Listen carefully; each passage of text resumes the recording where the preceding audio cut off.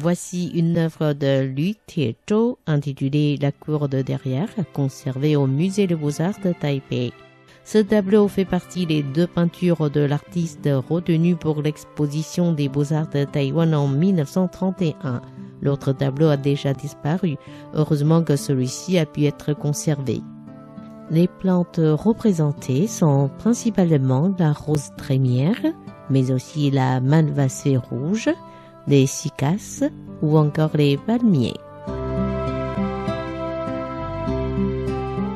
Il y a aussi une poule noire avec 5 poussins jouissant de leur vie libre et heureuse.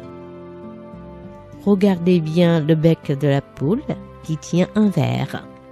C'est pourquoi le poussin noir en bas à droite du tableau bat énergiquement ses ailes. Apparemment, il veut réclamer sa part de la petite bête. Il s'agit d'un élément qui vient animer la peinture, qui la rend vivante. Liu Tiezhou a peint cette œuvre après qu'il a terminé à la hâte ses études au Japon. Il avait sûrement acquis de nouvelles notions durant ce séjour.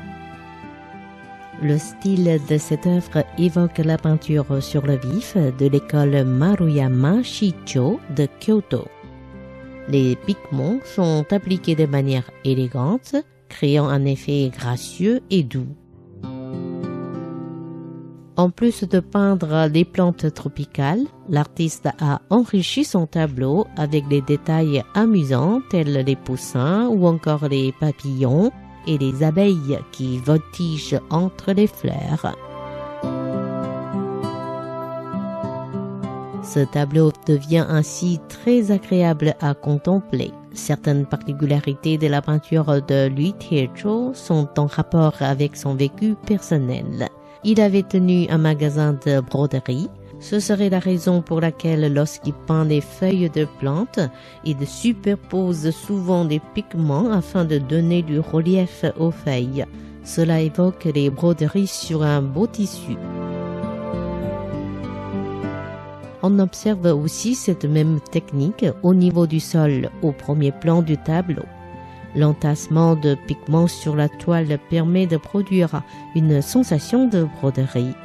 Cette œuvre est le produit de sa technique et de son esthétisme évolué. Elle est précieuse. C'est l'une des plus grandes œuvres qu'il a laissées derrière lui.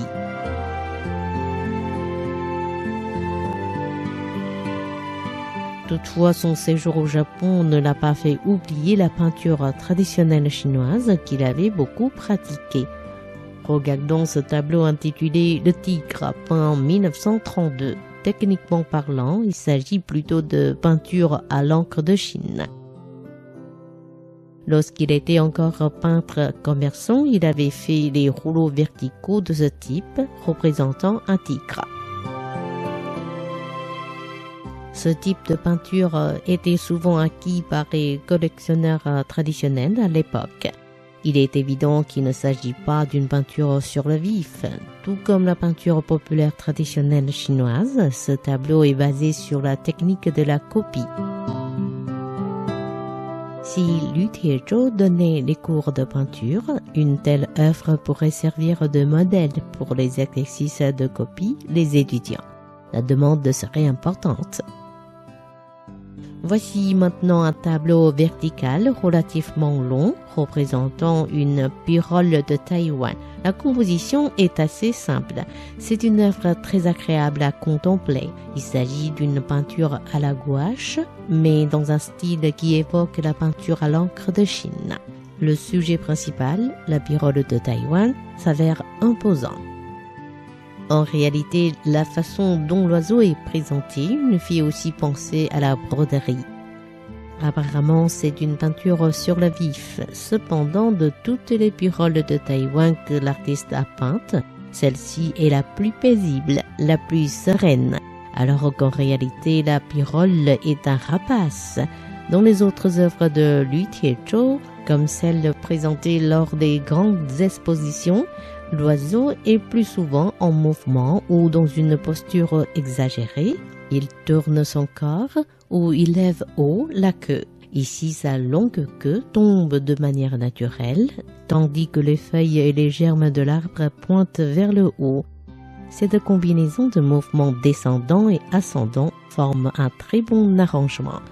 L'image représente à la fois la tranquillité et le mouvement et dégage un sentiment d'élégance et de douceur. C'est une œuvre un peu à part dans la production de Lü Tiezhou.